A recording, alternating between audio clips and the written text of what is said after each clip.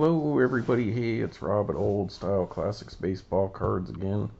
It's June, July 6th, 2024, probably about 4 a.m. my 4-day weekend, so I'm staying up watching some YouTube and doing some videos.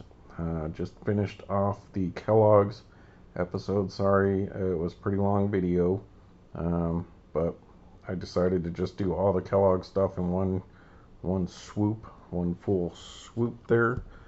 Showed the cereal boxes and all the cards from like 1969, 70 all the way till the cards that they did in the 2000s, 90s, 2012, the box cards and all that.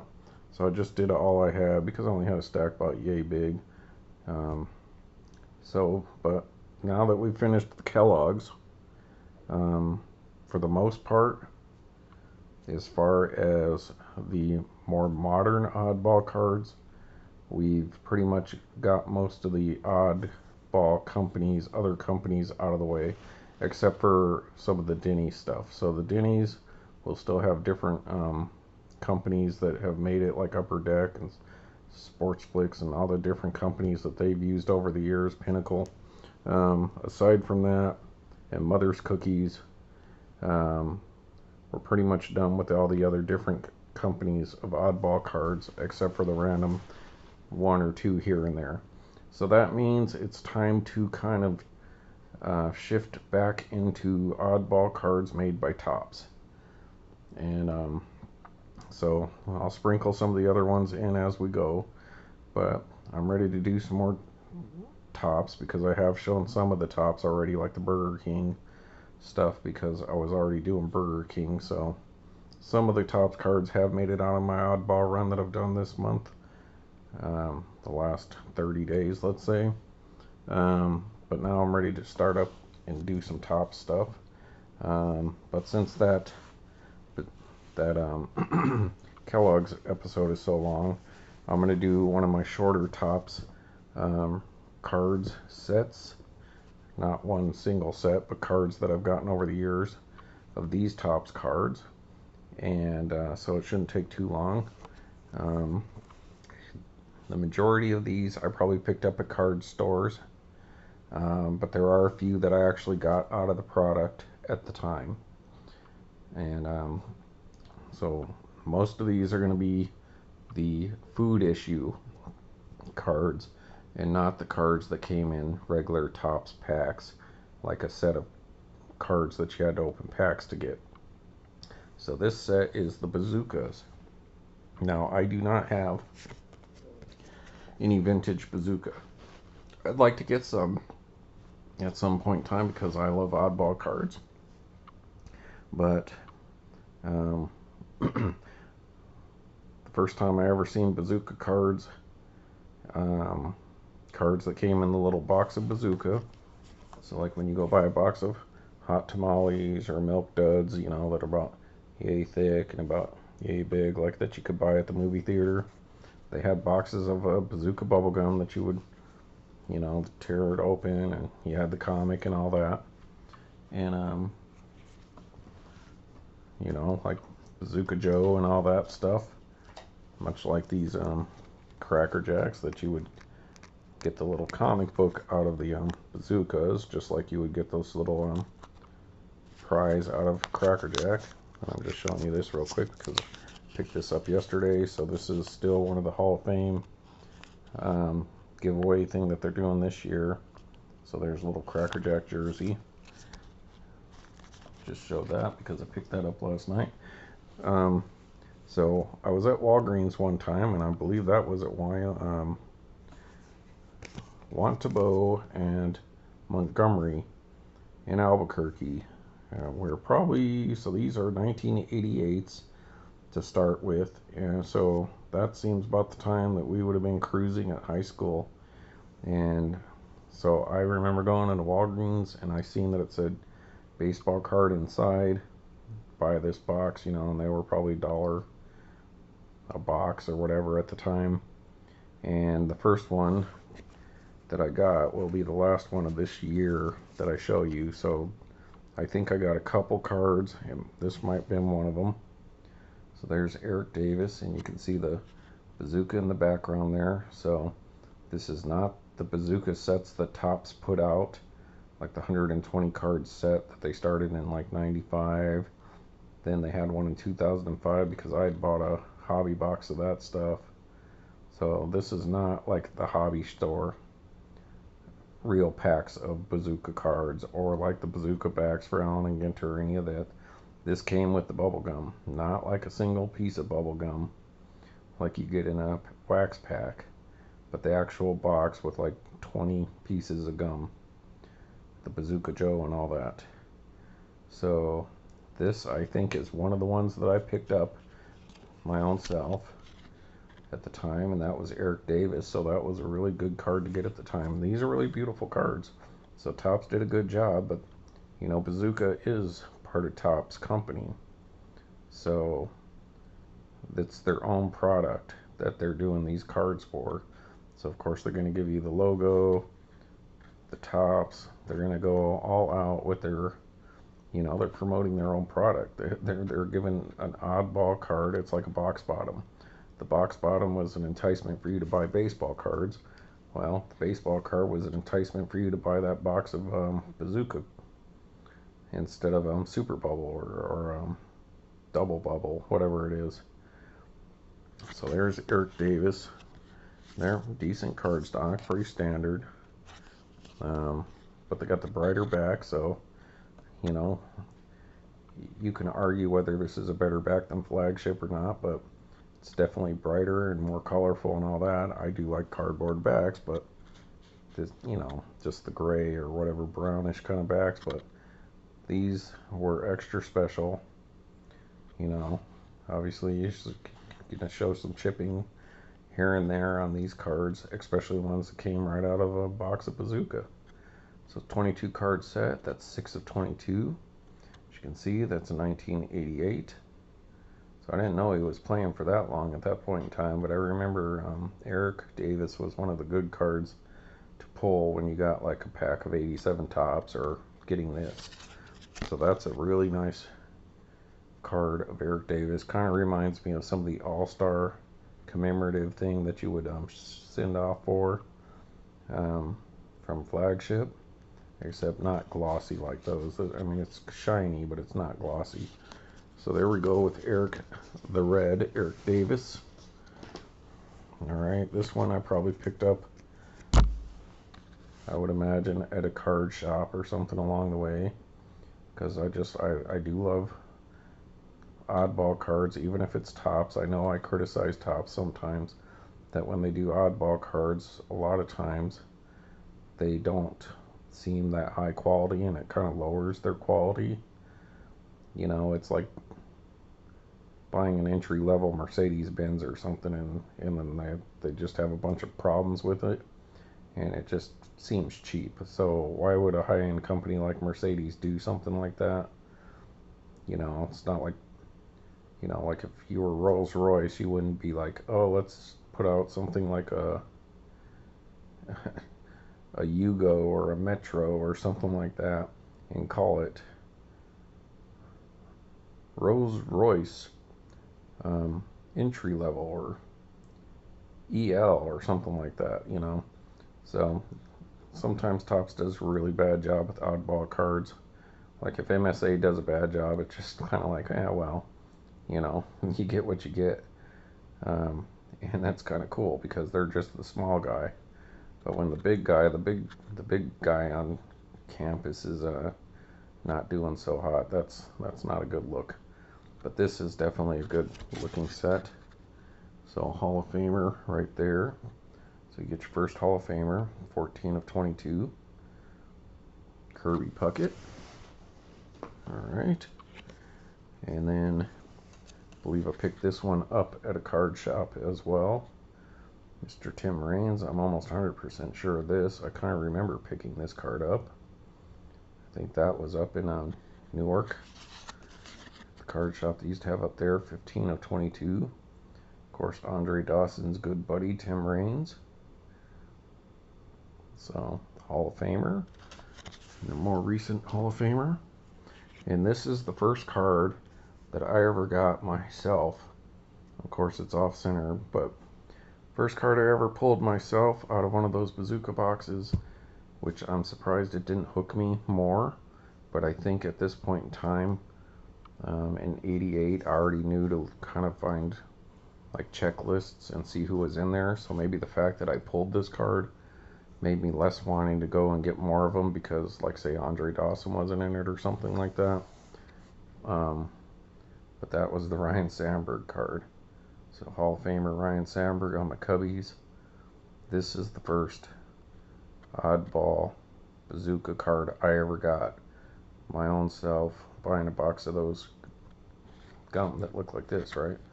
So it's a little off center there, but I pulled that myself, and I don't know. I don't remember why I didn't buy a whole lot more. There was probably other cards I was chasing, or maybe during the time, the only places that sold this kind of stuff was like Walgreens, which was pretty far from where I lived. And you know, it's got some print bubbles and stuff like that. But I've kept this card as good a shape as I could, considering they didn't have top loaders and stuff like there. And you know, I don't know if this little thing here is because of me or just the way it came in the box. But like I said, I do love circulated cards because it had to go through that whole process to get to me, and then it had to survive up till now. And to smell it, it actually kind of does have little remnants of kind of a sweet, maybe some of the gum or the powder that they use to keep the gum from sticking to the wax paper or whatever. So it's cool, you know. And there's what I was talking about. So this is 89, right? No, this is 88. And you look at this image, and that's kind of typical Topps. Even though Topps made some gnarly nice cards, like even 87, but there is still kind of a little, like, blur. You know, like a little blurriness to their image or registration or something like that. And then the next year, you look at Score. When Score came out, not too far long after these cards were out, sometime during the summer of 88 there, or actually the same year, sorry. So the same year, see, Topps was still doing stuff like this. So the registration and the clearness is a little, you know, askew. And then you look at a scorecard, and they were just crystal clear in comparison to the other brands. So I give Score a lot of credit for changing and forcing companies like Topps and Flair and Dunross to step up their game as far as images go. And then, of course, the next year with Upper Deck coming out and kind of doubling down on what Score did and doing it a little more fancier that a lot of people think, I think. These guys had to start stepping up their game. You know, they still kind of doubled down on some of the borders and stuff that they were doing, very 90s, 80s-ish. But that was kind of the birth of the 90s junk wax era. But still, these are super cool cards.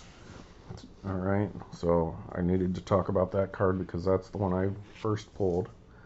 Then I may have pulled one card from one of these next few years myself, but by then I probably wasn't looking for these so much as maybe more mainstream food product ones.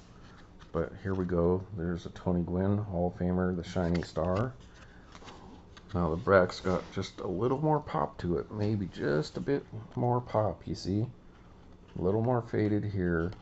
And so that's what I'm talking about. It seems like they stepped up the game just a little bit.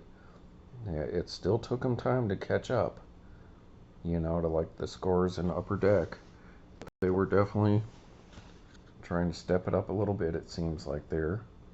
And as you can tell there, that's an 89 Topps. Still another 22 card set. I don't think this is the one I pulled.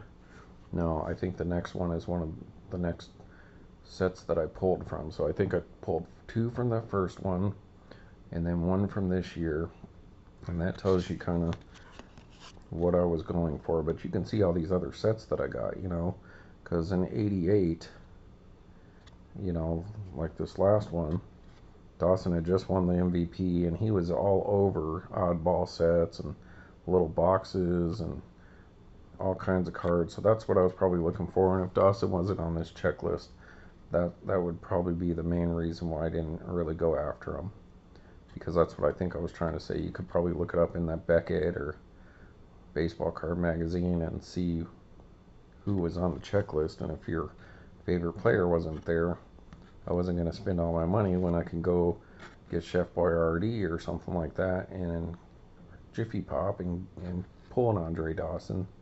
As much as I like Ryne Sandberg, he wasn't my PC guy. So there you go, Tony Gwyn. And so I would have pulled one of these 2 cards. That would have been the Rickey Henderson, so that's good. So the image is a little clearer compared to that Samberg. So once again, I think they're kind of responding to step it up just a little bit, but still not go overboard.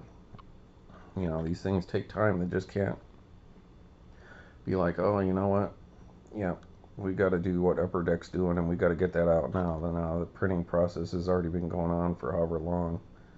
You know, there's a cutoff point that you just can't just stop and start over.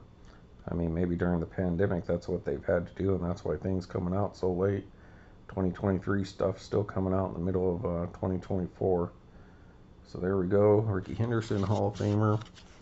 I would assume that this is probably the card I pulled because of the centering. I don't think you could have ordered these in complete sets, but I don't know. I didn't save a box. And I guess I could look it up online and see if there's some images of the Bazooka box these came up. And yeah, feel free to go ahead and do that. So there's Rickey Henderson. And then, once again, another Rickey Henderson. So, 89.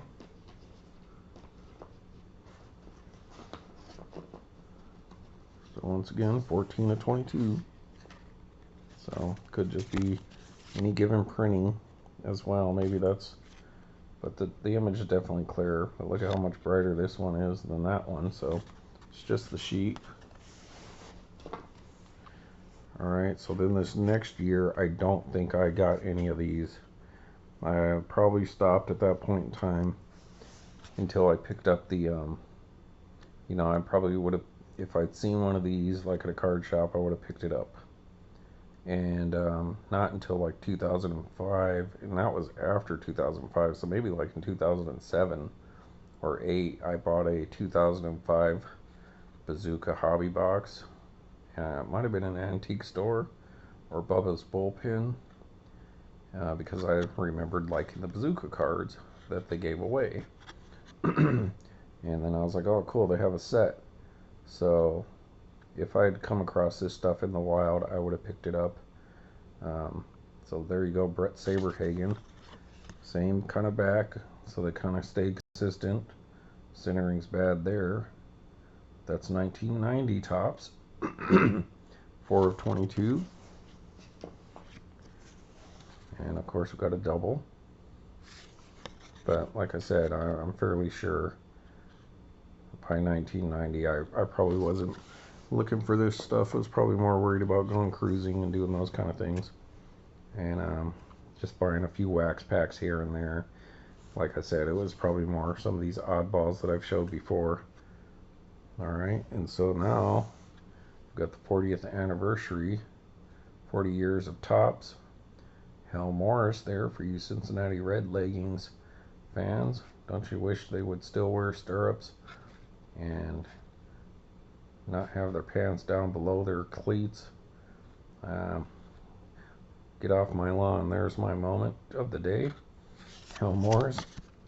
So these are 91s. And so I was pretty preoccupied in 91. Getting out of school, getting a job, about to move out, and all that kind of stuff. and saving money. So that's a whole other thing. So yeah, I probably didn't have the money to go pick up this stuff at the time. I probably did, I just was saving money to move out. So Kevin Apier. So now, not a lot of stars that I've picked up since then. And you know, I've still picked some of these up into the last 5 years, so I can tell you where I picked up all these cards. I just remember the ones I probably got myself from the product. So once again, they're sticking with that back. Alright. And so that's it as far as the oddball ones go. The ones that came in the packages. And then now I never knew, because I knew about the 2005 Bazooka hobby boxes, wax pack ones, but I didn't realize, I'd seen these, but I didn't realize these were also like a Topps set that you could buy in packs. So these were not the oddballs that came with the product. These were an actual set, and these came out in 1995. And the only reason I'm going to show you this, because these are not oddball, but Topps decided to go away from giving away cards in Bazooka and just taking the brand and making its own set. And often, like Topps does, they might do it for a few years, and if it doesn't do great, they'll let it sit for like 7 or 8 years, and then they'll bring it back and try again, which they did in the mid 2000s. And when that doesn't work out, they kind of ditch it. Kind of that's what happened with T2 Topps 206. It was around in the early 2000s. Went away for like 8 years, came back a couple years, went away, and now they're just doing the exclusives, you know, the minis.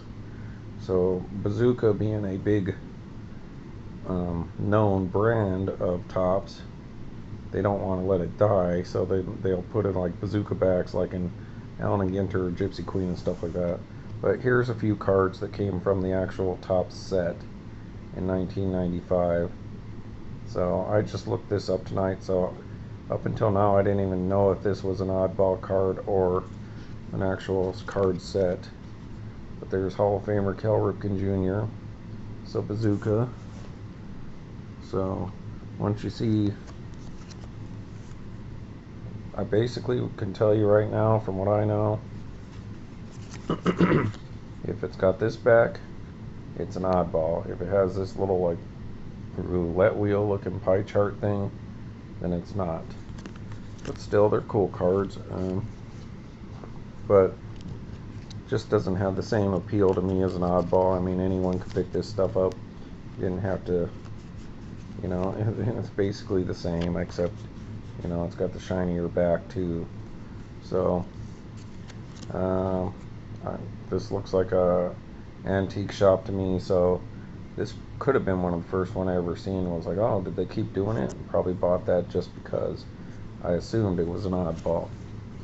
And like I said, I didn't know till today that they weren't. So obviously back in the day before his troubles. So this is 5 years before, you know, or at least 5 years before his change. He was still, you know, not my favorite player by any means, but I knew he was great. So the Barry Bonds, and that was probably prospecting, so to speak, picking that one up. And then of course I probably picked this up before his troubles. And I probably picked this one up because he started off on the Cubs. So,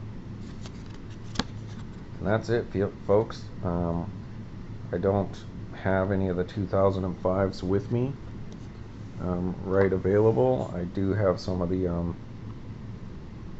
I do have a couple relics that I pulled from that hobby box. Like I got a Kenny Rogers relic and another person's relic out of that box, but I remember the Kenny Rogers, you know, the baseball pitcher, and somebody else, and then I think I've picked up 1 or 2 relics, or maybe 1 autograph somewhere along the line from the 2005 set, but they're buried somewhere else. So anyways, there it is, folks. Some really nice little run of oddball cards that Topps did there. And that's where it all started for me, right there with Ryne Sandberg. But as you can see, I was less interested in this set than the other ones that I've showed you. So hey, thanks for watching Old Style Classics Baseball Cards. And there you go, you Rickey and Bonds fans, there you go. But best of luck to Ryne Sandberg. Congratulations on his statue this year.